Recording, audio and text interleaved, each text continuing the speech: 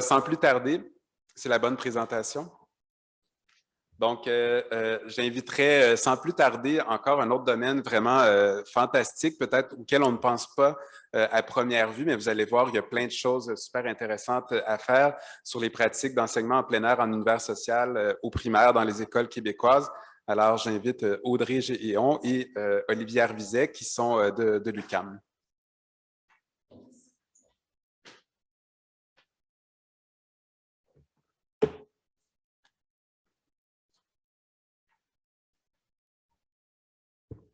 Je suis un peu moins grand, je vais rabaisser tout ça. Merci de l'invitation, merci à la Charte de nous avoir invités à partager des résultats de recherche qui sont spécifiques à l'univers social. Jean-Philippe en a parlé. Ça ne nous vient peut-être pas en tête à prime abord de parler d'enseignement ou d'éducation en plein air et d'univers social. On le voit aussi dans les données qu'on va vous présenter, c'est pas la discipline ou le domaine d'enseignement qui est le plus populaire chez les personnes enseignantes au primaire à réaliser en plein air avec les élèves. Donc, Audrey et moi, on va se partager la présentation et avoir le plaisir de répondre à vos questions. Donc, quelques éléments de problématique. On considère souvent qu'en univers social au primaire, les objets d'apprentissage, donc les sociétés qui sont à l'étude, sont assez loin de la réalité des élèves. Évidemment, quand on s'intéresse à des sociétés anciennes, des fois, c'est peut-être plus difficile de faire des parallèles avec la vie courante des élèves. Donc, on sait que c'est Antoine parlait tout à l'heure des mathématiques comme étant une bête noire de certaines personnes enseignantes, mais on pourrait considérer qu'en univers social, c'est aussi le cas. Dans une certaine mesure, le sentiment de compétences professionnelles des enseignants et des enseignantes au primaire en univers social est généralement assez faible. On s'inquiète beaucoup de ne pas être capable de répondre aux questions des élèves, entre autres. Donc, par contre, on sait en revanche que l'éducation en plein air a beaucoup de potentiel pour contextualiser les apprentissages. Donc, on pourrait y voir un grand intérêt en univers social de concrétiser, de rapprocher les objets d'apprentissage que sont les sociétés anciennes de la réalité des élèves en sortant dehors, en allant en plein air et en visitant des lieux qui peuvent en fait être super utiles pour contextualiser ces objets d'apprentissage-là. Donc, évidemment, il y a beaucoup de difficultés qui sont rencontrées par les enseignants, les enseignantes à l'univers social qui sont aussi éventuellement des freins à enseigner en plein air, puis on va en parler dans les résultats de recherche. Mais on sait que les cahiers de savoir occupent beaucoup d'espace quand on étudie les pratiques enseignantes au Québec, au primaire en univers social. On sait que les cahiers de savoir occupent énormément d'espace dans les pratiques et que les planifications sont souvent déterminées par ces cahiers de savoir-là. Il y a même des écoles qui obligent l'utilisation de certains cahiers de savoir, qui obligent même qu'un pourcentage, on parlait d'apprentissage en pourcentage tout à l'heure en mathématiques, un pourcentage de ces cahiers-là soit complété à la fin de l'année. Donc, évidemment, quand ça détermine la planification, ça devient peut-être plus difficile de faire de l'éducation en plein air. On sait aussi que la pensée historique, c'est assez difficile à développer chez les élèves, mais que la plupart des personnes enseignantes se sentent pas très compétents ou compétentes en pensée historique. Donc, de concevoir l'histoire comme étant une science, une discipline avec ses propres méthodes. Donc, je parle beaucoup d'histoire ici parce qu'évidemment, dans le domaine de l'univers social, l'histoire est la discipline qui est la plus dominante. Puis vous allez voir dans les résultats qu'Audrey va vous présenter, la plupart des exemples qui sont évoqués par les personnes enseignantes qui ont participé au projet de recherche sont des exemples d'enseignement en histoire. Donc, c'est une des raisons pour lesquelles on va surtout parler de ça. Mais évidemment, l'univers social, c'est aussi la géographie et l'éducation à la citoyenneté. Dans les données quantitatives que Félix a présentées plus tôt ce matin, en fait, il y a seulement 18% des personnes enseignantes qui ont participé, des personnes enseignantes au primaire qui sont titulaires d'une classe, qui ne sont pas spécialistes d'un domaine. Il y a seulement 18% qui ont déclaré faire des activités en plein air avec les élèves en univers social. Donc, c'est parmi les domaines d'enseignement où il se fait moins d'éducation en plein air en fonction des données qu'on a recueillies. Donc, ça, c'est intéressant aussi parce que c'est peut-être symptomatique de certains obstacles qu'on a avec cette discipline-là. Bon, évidemment, la méthodologie qu'on a utilisée est la même que nos collègues qui ont présenté juste avant nous. Donc, on a fait des entretiens semi-dirigés. Il y a 12 enseignants-enseignantes qui ont participé au projet et qui nous ont décrit leurs pratiques spécifiquement en univers social. Donc, qui vont en plein air avec les élèves et qui font de l'univers social et qui nous décrivent leurs pratiques. Donc, je vais vous laisser, Audrey, vous présenter les faits saillants, en fait, des résultats et quelques exemples aussi plus importants. Donc, bonjour à tous. Premièrement, on s'est intéressé à savoir pourquoi enseigner l'univers social en plein air. Donc, les enseignants nous ont relevé plusieurs informations de motivation à aller à l'extérieur pour enseigner l'univers social. Premièrement, ça facilite la compréhension du passé. Donc, ils nous ont présenté que l'utilisation des traces du passé, des particularités géographiques puis de la contextualisation des apprentissages, c'était une des raisons principales pourquoi aller à l'extérieur, en plein air. Donc, autrement, découvrir l'univers social de l'enfant, donc de partir du quartier et de l'environnement proche de l'enfant, ça aidait beaucoup à l'intégration des savoirs et à faire des liens dans les apprentissages. D'autres enseignants ont mentionné aussi l'apprentissage par le jeu. Donc, c'est un autre outil qui ont remarqué que c'était facilitant pour enseigner l'univers social en plein air. Ça les mettait dans un contexte en action et ils pouvaient jouer tout en apprenant l'univers social. Autrement, dans le même sens d'idée, ça varie. Il y a beaucoup de variétés de types d'activités qui sont possibles d'être faites en plein air, en univers social. Donc, ça, je vais vous présenter à la toute fin les différents types d'activités qui va être que les enseignants nous ont mentionné, nous ont décrit. Donc, ensuite, on s'est demandé comment est-ce que les enseignants enseignent l'univers social en plein air. Donc, ici, un fait intéressant dans la préparation, les enseignants ont habituellement comme intérêt de partir d'une intention pédagogique. Donc, ils vont soit partir d'une activité qui est préétablie, qui est vraiment bâtie, et ils vont aller l'animer à l'extérieur par la suite. Autrement, ils vont donner des pistes d'information ou des pistes de questions pour les élèves, pour aller explorer ensuite à l'extérieur. Donc, ça va être une forme de préparation. Ils vont préalablement préparer leur observation, aller voir leurs questions et tout. Il y a d'autres faits, par contre, il y a d'autres éléments qui peuvent émerger, comme les autres enseignants ont mentionné, les autres chercheurs ont mentionné précédemment. Donc, parfois, en étant à l'extérieur, les enfants vont avoir des questions, vont avoir des idées, puis ça va émerger des nouvelles connaissances, des nouvelles notions. Donc, ces éléments-là ne sont pas nécessairement préparés d'avance. Pour ce qui concerne la mise en œuvre à l'extérieur, nous, on a fait un parallèle avec les phases de la démarche de conceptualisation. La démarche de conceptualisation, c'est une démarche qu'on essaie de mettre l'avant en univers social pour que les élèves puissent aller collecter des données, puis aller s'approprier un contenu, traiter des données en univers social, pour ensuite avoir faire une synthèse et consolider leurs informations sans qu'il y ait un échange seulement magistral et d'apprendre par cœur des notions. Donc, on a observé dans les résultats que pour la mise en œuvre, c'était principalement la phase de collecte de données. La phase de collecte de données, c'est les enfants vont aller à l'extérieur, ils vont faire des observations, ils vont aller explorer pour aller chercher des données et pour comprendre des notions.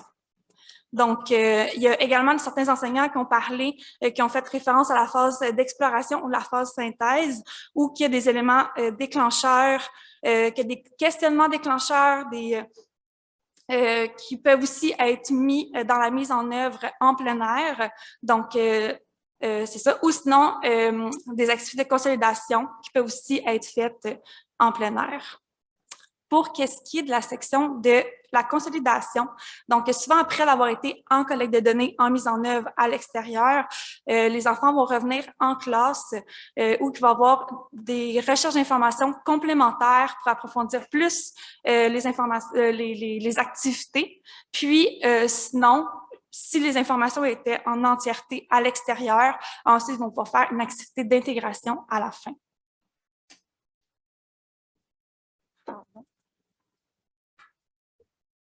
Je laisse Olivier pour vous présenter les principaux défis. Alors, les principaux défis qui ont été rapportés par les personnes qui ont participé au projet de recherche sont surtout en fait autour du sentiment de compétence professionnelle. J'en ai parlé en introduction. C'est quelque chose qu'on observe en général quand on étudie les pratiques enseignantes en univers social. Mais ce que nos participants et nos participantes nous disent, c'est que ce qui les freine surtout ou qui représente un défi, c'est de ne pas connaître suffisamment le quartier ou la ville ou le village dans lequel ils enseignent. Donc ça, c'est un des défis qu'ils doivent surmonter pour pouvoir faire des activités en plein air. Ensuite, de ne pas être nécessairement à l'aise ou se sentir capable d'enseigner sans le cahier de savoir en univers social. Donc, d'enseigner une société à l'étude sans ces supports-là. Être à l'aise de sortir de sa planification habituelle aussi pour faire une activité en plein air, d'improviser. Donc, de peut-être, mes collègues en ont parlé, il y a toutes sortes de choses qui émergent de façon inattendue quand on enseigne en plein air. Et donc, l'idée d'être capable de répondre à ces questions-là de façon spontanée, en fait, crée un stress ou une forme d'anxiété chez la plupart des participants et des participantes et représente un défi à surmonter pour enseigner à l'extérieur. On nous a aussi beaucoup parlé du manque d'activités qu'on pourrait retrouver en ligne. On a eu plusieurs questions là-dessus. Est-ce qu'il y a des plateformes disponibles pour partager des activités dans différents domaines?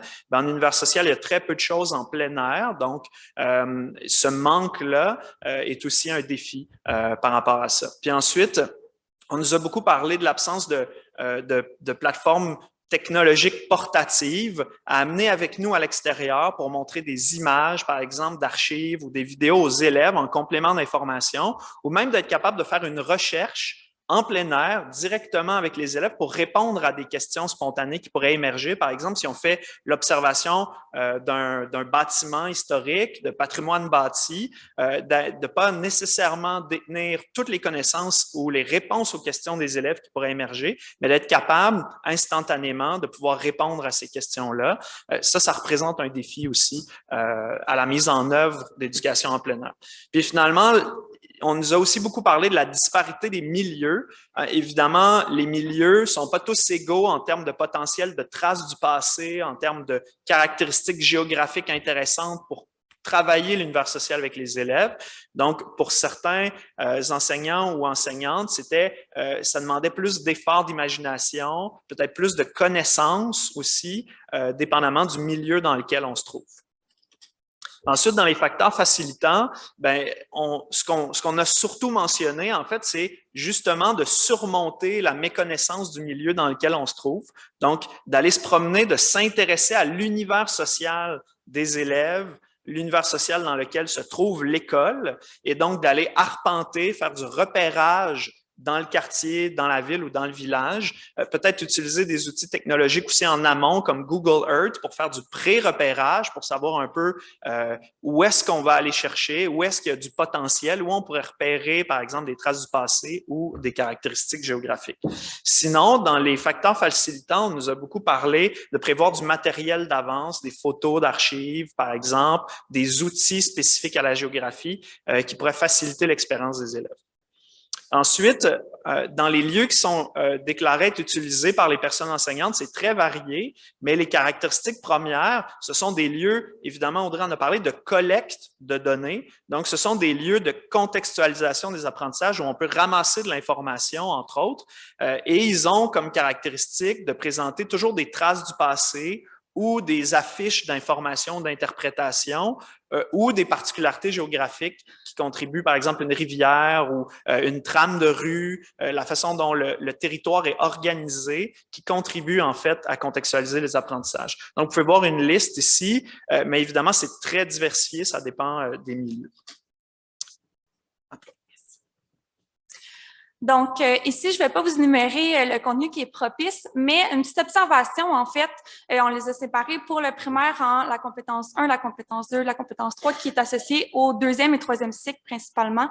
Donc, on remarque que les enseignants mentionnent principalement faire de l'enseignement pour l'organisation de la société, qui est la compétence 1. Comme on discutait avec Olivier, le passé n'est plus... On est toujours dans le présent, le passé n'est plus là.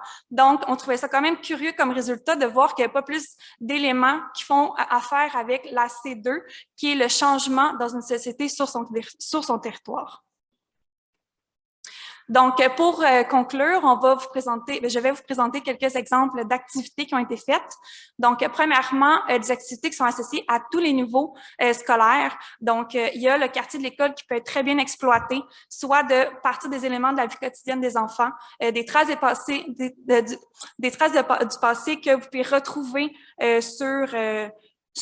dans le quartier autour de l'école. Sinon, on peut aussi utiliser la toponymie, donc les noms des rues, le nom de l'école, le nom des milieux autour dans le quartier de l'enfant.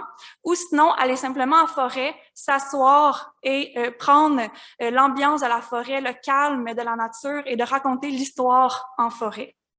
Ensuite, si on se lance un peu plus au premier cycle, il y a une enseignante qui nous a expliqué qu'elle a fait une analyse du quartier. Donc, elle partait aller marcher à chaque semaine, elle prenait des notes avec les élèves, c'était quoi la construction d'un quartier, les différents immeubles qu'il y avait, et ils ont été faire après, ils ont construit une maquette avec les élèves et qui ont pu jouer après avec des petites voitures et qui ont pu vraiment revoir leur quartier. Donc ça travaille le concept de l'espace. Puis pour travailler le concept du temps, c'est toujours possible d'aller dans les parcs, apporter des photos, puis de comparer le passé au présent, c'est quoi les transformations qu'il y a. Pour ce qui est du deuxième cycle, il y a plusieurs enseignants qui nous ont parlé de cartes mission. Donc, des mises en situation, les élèves ont chacun des rôles. Ils doivent, chaque enfant intègre un rôle et ensemble, ils jouent. Donc, tantôt, je parlais d'apprentissage en jouant, c'est une des raisons. On parlait aussi au début de jouer avec le matériel par terre, les branches de bois, comme vous pouvez voir dans l'image. Donc, pour créer des habitations, on s'entend que ce n'est pas nécessairement des habitations qui sont officiellement comme les habitations des Premières Nations, mais c'est une conception de c'est quoi le travail avec la nature qui peut être fait. Ensuite, il y a également une activité qui a été faite avec les Inukshuk, donc de comprendre c'est quoi le symbole, puis ensuite d'aller le représenter dans le parc, d'aller chercher la signification d'un Inukshuk avec les élèves, puis de comprendre pourquoi pour les communautés Inuit, c'était quoi la représentation, la fonction, puis ensuite d'aller la représenter dans un parc, d'aller cibler des points d'ancrage qui est représentatif pour l'enfant, donc de le faire à plus petite échelle pour le niveau de l'enfant. En troisième cycle, donc dans plusieurs villes, il y a des murales. Là, on a mis des photos des murales ici à Sherbrooke. Donc ça, c'est des murales qui représentent la société. On peut voir les différents types d'habitations, différentes bâtisses. On peut voir les vêtements des personnes. Il y a aussi des plaques d'interprétation. Donc, c'est beaucoup de matériel qu'on peut utiliser dans plusieurs grandes villes ou dans plusieurs villes. En fait, vous pouvez peut-être aller voir les murales et traiter les informations qui ont dessus. Sinon, au troisième cycle, il y a aussi des pièces de théâtre historiques que les enseignants ont mentionnées. Donc, encore une fois, tantôt, on a parlé de défis de matériel. Donc, utiliser le matériel environnant au lieu de le refaire la pièce de théâtre qui peut aussi se faire en classe, mais d'utiliser le matériel de la nature autour de soi pour prendre le bois, prendre le gazon pour faire la mise en scène. Sinon, faire le rallye du quartier, on peut le faire sur Google Maps, mais on s'entend que c'est toujours plus fun d'aller physiquement à l'extérieur pour le faire. Sinon, on peut prendre un lieu, des bâtiments historiques, analyser les événements, la transformation à travers le temps, voir qu'est-ce qui s'est passé de la construction à aujourd'hui. Autrement, on peut aussi aller analyser les constructions humaines qui ont été faites en s'assoyant, en dessinant, en prenant des photos et en observant c'était quoi avant qu'il y ait ces constructions-là et ça a été quoi le processus jusqu'à aujourd'hui et pourquoi l'utilité de ces constructions humaines-là. Donc, Olivier et moi, on vous remercie énormément. On est prêts à prendre les questions.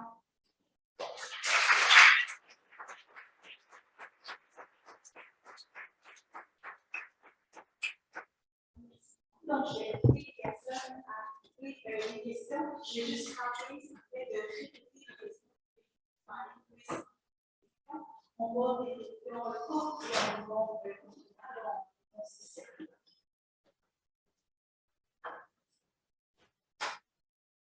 Bonjour, vous avez eu une mission au BFP cette année et toutes les questions de Montréal. Je me demandais, avez-vous exploré les risques interdisciplinaires parce qu'à mon point de vue, c'est la matière au primaire de consulter l'interdisciplinarité. aussi les découvertes scientifiques, les mathématiques répertoriées, les applications sociales. Est-ce que ça a été exploré? Oui, je vais répéter la question. Donc, on demande si les pistes d'interdisciplinarité ont été explorées dans le cadre du projet de recherche. La réponse, c'est oui. Il y avait des questions dans le Canevas qui traitaient de cet aspect-là. On ne les a pas présentées dans les faits saillants. On n'est pas tout à fait encore rendu là dans l'analyse des données. Mais ce qu'on peut retenir surtout, je pense, c'est qu'effectivement, c'est une discipline qui est très porteuse, comme vous l'avez mentionné. Surtout au premier cycle aussi, comme il n'y a pas de temps imparti dans la grille horaire pour faire de l'univers social, on doit nécessairement passer par là.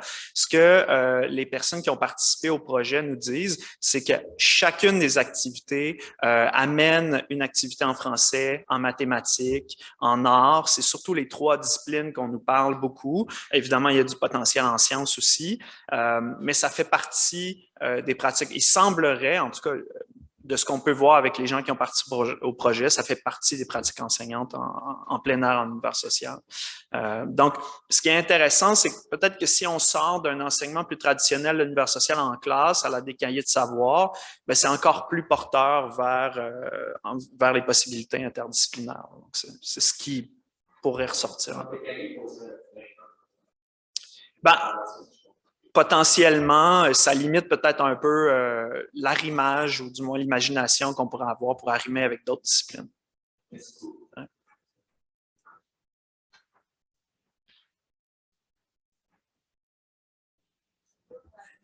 Je travaille, je suis référente en stage à l'Université Laval et je suis beaucoup sur la petite enfance. J'ai des questions par rapport pour vous et peut-être aussi pour les maths et les autres sujets.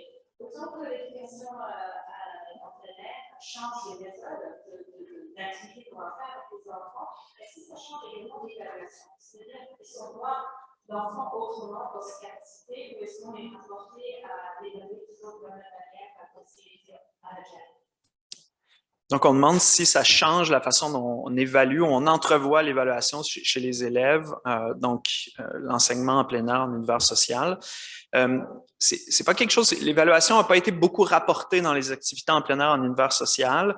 Audrey en a parlé, on est surtout dans la collecte des données. Donc, évidemment, on peut prendre des photos intéressantes de la façon dont les élèves vont se comporter dans, par exemple, l'observation d'un bâtiment patrimonial ou répertorier ou repérer de l'information sur des affiches d'interprétation à caractère historique.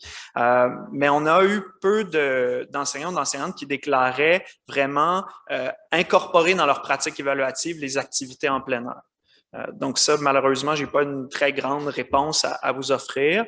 On pourrait émettre l'hypothèse que ça puisse transformer la façon dont on perçoit l'évaluation. Si on conçoit en fait une nouvelle façon de collecter des données en univers social, que les données ne sont pas seulement en fait de l'étude de traces écrites ou bien même l'étude de quelqu'un qui nous raconte l'histoire, une approche qui est peut-être plus de l'ordre de la révélation de l'histoire, mais qu'on peut faire de l'histoire dans des traces physiques, dans des objets, des bâtiments, des lieux, des monuments. Audrey a parlé de la toponymie. Donc, peut-être que ça peut changer la façon dont on perçoit l'évaluation des apprentissages en univers social. Merci. Ah. Il y a une personne en ligne qui demande est-ce que les personnes participantes ont observé l'utilisation à la citoyenneté? S'il y en a, quel risque ont-ils posé? Ouais. Donc, on demande si on a mentionné l'éducation à la citoyenneté en éducation en plein air. Oui. Bon, évidemment, ça n'occupe pas le plus d'espace dans ce qu'on a pu collecter comme données. Je l'ai mentionné, ça concerne beaucoup l'histoire, un peu la géographie, mais très peu l'éducation à la citoyenneté. Bien, évidemment, il y a un des potentiels, c'est l'utilisation de questions socialement vives pour traiter d'aspects citoyens. Si on va en plein air, ben on risque, vous savez, en plein air, on pense souvent aux espaces naturels, on pense à des lieux, mais en univers social aussi, aller en plein air, c'est rencontrer d'autres êtres humains qu'on rencontrerait peut-être pas dans les murs de l'école, par exemple. Et ça peut faire émerger des questions socialement vives intéressantes, des questions à caractère citoyen avec les élèves. Donc, d'aller faire de l'enquête orale, entre autres, c'est quelque chose qui a été mentionné dans les résultats, d'aller interroger des gens dans un parc ou dans un lieu public, ça peut devenir un projet en éducation à la citoyenneté. Merci, c'était ma question.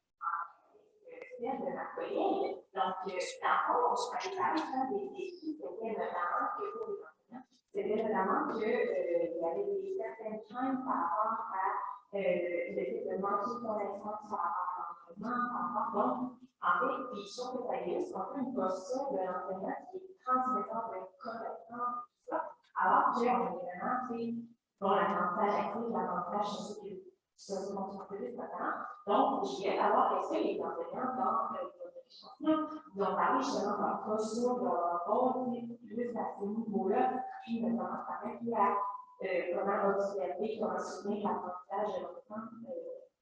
Voilà.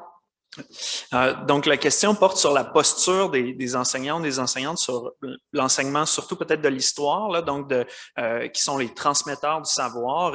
Et donc, dans les pratiques que nous, on a pu étudier, ce qui est particulièrement intéressant, c'est qu'il y a peut-être une tension. On nous dit sortir dehors pour faire beaucoup de collecte de données. Donc là, on n'est pas dans une posture très transmissive ou de révélation d'une histoire préexistante. On cherche de l'information, on interprète des traces du passé. On est vraiment plus dans un travail à caractère historique. Par contre, on sent que chez les participants, les participantes, il y a toujours cette idée d'avoir toujours la réponse aux questions des élèves. Donc, la collecte de données pourrait faire émerger des questions à caractère historique et les enseignants, les enseignantes ont peur de ne pas être capables de répondre à ces questions-là. Donc, là, on retombe dans un volet plus transmissif de l'histoire préexistante. Donc, c'est intéressant. On sent que c'est peut-être en mouvement, les pratiques changent, ça évolue. Évidemment, l'histoire... La définition propre de l'histoire, c'est l'étude des traces écrites. Donc, on s'appuie beaucoup là-dessus. C'est une des raisons pour laquelle on mentionne qu'on aimerait bien avoir un téléphone ou une tablette sur laquelle chercher de l'information ou montrer l'information aux élèves. Donc, cette tension persiste encore. Puis évidemment, dans notre échantillon, on a 12 personnes qui font preuve de beaucoup d'innovation, d'originalité, qui sortent, qui font de l'éducation en plein air en univers social, donc qui se sentent potentiellement plus compétents que la moyenne en la matière, mais malgré tout, cette tension-là persiste entre le caractère transmissif et peut-être plus l'utilisation d'une démarche historique, de renforcer la pensée historique chez les élèves. Merci.